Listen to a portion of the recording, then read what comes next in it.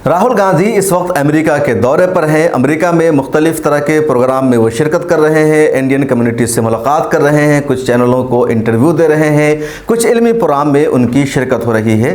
लेकिन राहुल गांधी अपने इस दौरे के दौरान जो कुछ कर रहे हैं उस हवाले से दो अहम पहलू है जिस पर इस वीडियो में मैं बात करने जा रहा हूँ। पहला उनका पहलू यह है कि उन्होंने अमेरिका में कहा कि भारत की मोदी सरकार में मुसलमानों पर जुल्म और अत्याचार हो रहा है, मुसलमानों का भारत की मोदी सरकार ने जीना दोहबर कर दिया है। दूसरा पहलू यह है कि अमेरिका में राहुल गांधी भारत सरकार की, बीजेपी के नरेंद्र मोदी की 9 साल हुकूमत की शदीद तनकीद कर रहे हैं। इन्हीं दोनों पहलुओं पर बातचीत करेंगे कि राहुल गांधी अमेरिका में इस तरह के इश्यूज को उठा करके, इस तरह की बातें करके क्या अपनी शख्सियत को मजरूह कर रहे हैं, बीजेपी को फायदा पहुंचा रहे हैं, या फिर वो जो कुछ कर रहे हैं उनको लगता है कि वो सही है और आने वाले साल 2024 के चुनाव में उनको फायदा होगा। पहले नंबर पर कि मुसलमानों पर बीजेपी सरकार में जुल्म हो रहा है, अत्याचार हो रहा है और राहुल गांधी इसका तस्करा अमेरिका में कर रहे हैं। राहुल गांधी साहब से सीधा सीधा मेरा यही कहना है कि जब भारत में मुसलमानों पर जुल्म होता है और आप भारत में मौजूद होते हैं तब आप भारत के मुसलमानों पर होने वाले जुल्म के खिलाफ आवाज़ नहीं उठाते हैं, आप एक ट्वीट तक नहीं करते हैं, आप खामोश रहते हैं। वहीं किसी दूसरी कम्युनिटीज़ से ताल्लुक़ रखने वाले लोगों पर जुल्म होता है, अत्याचार होता है, उनका कत्ल कर दिया जाता है तो आप फौरन पहुंचते हैं। आपकी बहन प्रियंका गांधी पहुंचती है। वो हाथरस का मामला हो जहां एक दलित बच्ची का गैंगरेप किया गया और उसका कत्ल कर दिया गया तो आपने वहां जाने की कोशिश की। लखीमपुर में किसानों पर गाड़ी चला दी गई, आपने वहां जाने की कोशिश की। आपके दो चीफ मिनिस्टर गए, 50-50 लाख रुपए का चेक दिया गया। लेकिन जब मुसलमानों के साथ कहीं कुछ हुआ तो न तो आप जाते हैं, नहीं आपकी बहन मोहतरमा प्रियंका गांधी जाती है। आसाम में एक मुसलमान को पुलिस की फायरिंग में मार दिया गया, कुछ लोगों ने उसकी मौत का जश्न मनाया, लेकिन आप नहीं गए, ना आपकी बहन साहिबा गई, ना आप क्या कोई चीफ मिनिस्टर गया जहां आपकी सरकार है। हाल ही की बात है राजस्थान में जहां कांग्रेस की सरकार है, वहां जुनैद और नासिर को जिंदा जला दिया गया, बेदर्दी से मारा गया। उनके जुल्म को लफ्जों में बयान नहीं किया जा सकता है। मानो मैनेसर का नाम है और कई सारे दरिंदों का नाम है जिन लोगों ने मिलकर के जुनैद और नासिर का कत्ल किया। लेकिन 15 दिनों के बाद शदीद एतराज और एहतजाज होने के बाद अशोक गहलोत जाते हैं और 50 लाख रुपए तक की मुआवजा का ऐलान भी उनके लिए उन्होंने नहीं किया। राहुल गांधी ने जुनैद और नासिर के लिए एक ट्वीट तक नहीं किया, प्रियंका गांधी ने एक ट्वीट तक नहीं किया, उनके किसी चीफ मिनिस्टर ने अपनी तरफ से किसी भी मुआवजा के देने का ऐलान नहीं किया। राहुल गांधी साहब, आप अमेरिका में कह रहे हैं कि मुसलमानों पर जुल्म होता है भारत में, लेकिन आप जब भारत में रहते हैं और मुसलमानों पर जुल्म होता है तब आप आवाज़ नहीं उठाते हैं। आखिर क्यों? अरे कोई पहली मर्तबा नहीं हुआ है? या मुसलमानों पर भारत में जुल्म सिर्फ मोदी सरकार में नहीं हो रहा है, मुसलमानों के साथ सौतेला रवैया सिर्फ मोदी सरकार में नहीं हो रहा है, बल्कि आज़ादी के 75 सालों की यही तारीख है।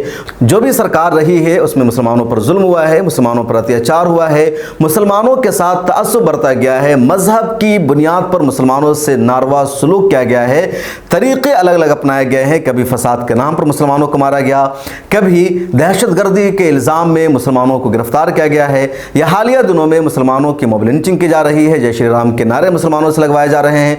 लोगों को हाशिमपुर और मलियाना का वाक़या याद है जब कांग्रेस की सरकार थी और हुकूमत के जिम्मेदारों ने, पुलिस के नौजवानों ने मुसलमानों को गिरफ्तार करके बेदर्दी से गोलियों से उन्हें भून दिया था।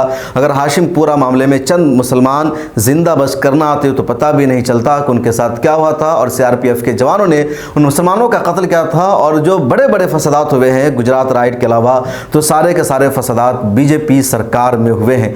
तो ऐसा नहीं है कि मुसलमानों पर जुल्म सिर्फ बीजेपी गवर्नमेंट में हो रहा है, बल्कि कांग्रेस की सरकार में भी मुख्तलिफ बहानों से मुसलमानों पर जुल्म होता रहा है।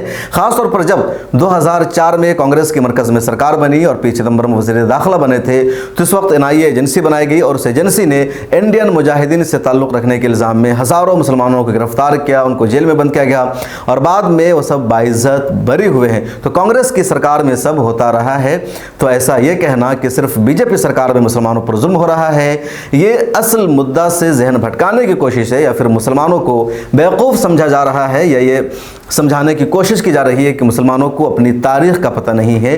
दिल्ली के बटला हाउस इनकाउंटर का इल्म तो सभी को होगा, ये फर्जी इनकाउंटर था। खुद इसका एतराफ़ कांग्रेस के सीनियर रहनुमा दिग्विजय सिंह ने किया।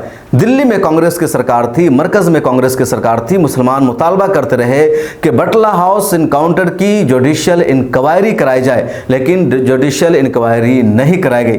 न तो दिल्ली सरकार ने उस पर तवज्जो दिया, न मरकज़ी सरकार ने उस पर तवज्जो दिया, और कांग्रेस की सरकार थी। और ऐसे कई सारे इनकाउंटर हुए हैं कांग्रेस की सरकार में। राहुल गांधी दूसरी बात अमेरिका में यह कह रहे हैं कि भारत की जमहूरियत खतरे में है, सेकुलरिज्म खतरे में है, और मोदी सरकार ने मुल्क को बहुत पीछे छोड़ दिया है। मुझे लगता है जब बैरून मुल्क के दौरा पर राहुल गांधी मोदी सरकार के हवाले से इस तरह तनकीद करेंगे तो कहीं ना कहीं बीजेपी को, मोदी सरकार को कांग्रेस के खिलाफ हल्ला बोलने का, कांग्रेस से आवाम को बदजन करने का, दूर करने का और ज़्यादा मौका मिलेगा।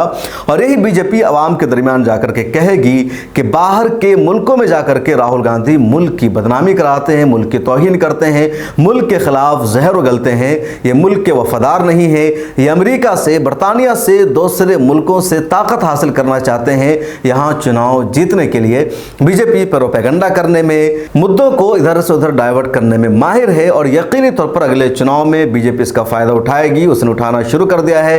पिछले कई मरतबा में इसी तरह का प्रोपेगेंडा बीजेपी ने किया है। तो मेरा ख्याल यही है कि राहुल गांधी बीजेपी को और मौका दे रहे हैं चुनाव जीतने का, खुद चुनाव हारने का, क्योंकि इस तरह के इश्यूज को बीजेपी उठाएगी। राहुल गांधी साहब को देश में रहकर मुद्दे उठाने के लिए बहुत सारे इश्यूज है, यहाँ रह करके मौके हैं उनके पास, लेकिन अगर वो बाहर जाते हैं तो उन्हें अपने देश की तारीफ करनी चाहिए और मजमूई तौर पर भारत की तरक्कियों का तस्करा करना चाहिए कि भारत कहाँ पहुँचा है।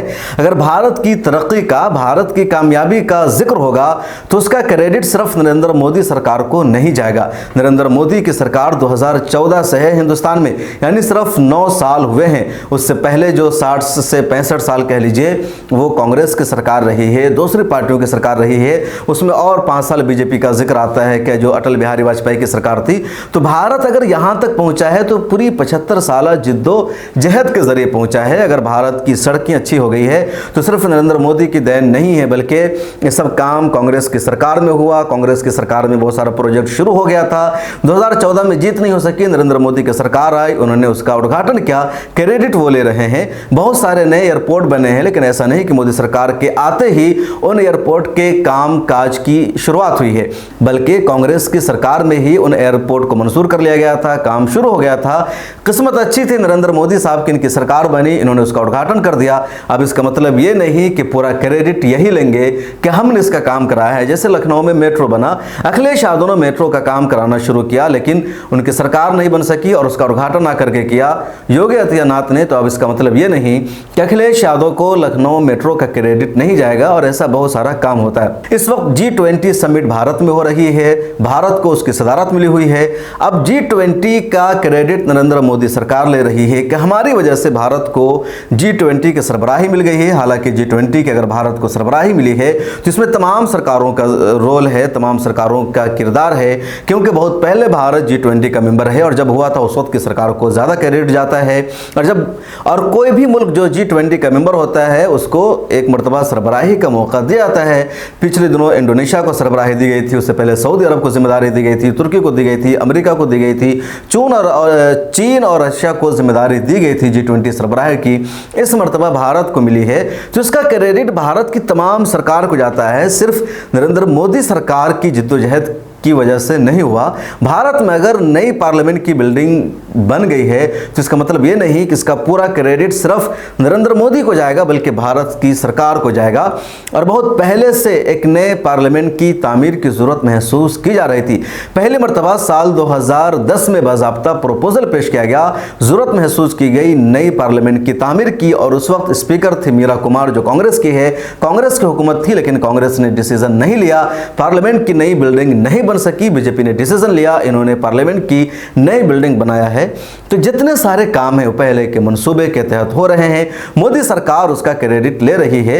अब इन तमाम कामों को अगर कांग्रेस सिर्फ मोदी सरकार के झोले में डाल देगी और कहेगी सिर्फ मोदी सरकार ही की वजह से हुआ है, हमारा कोई रोल नहीं है, और इस बुनियाद पर अगर मोदी सरकार की बाहर के मुल्कों में तनकीद की जाएगी तो अगले चुनाव में यकीनी तौर पर बीजेपी और ज़्यादा फायदा उठाएगी और कांग्रेस को बैकफुट पर आना पड़ेगा।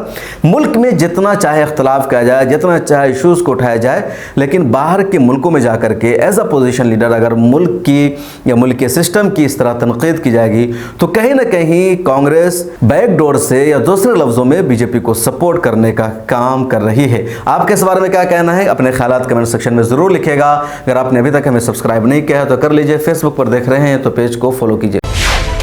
मिल्लत टाइम्स को आपकी ज़रूरत है, हमारी आप माली मदद करें।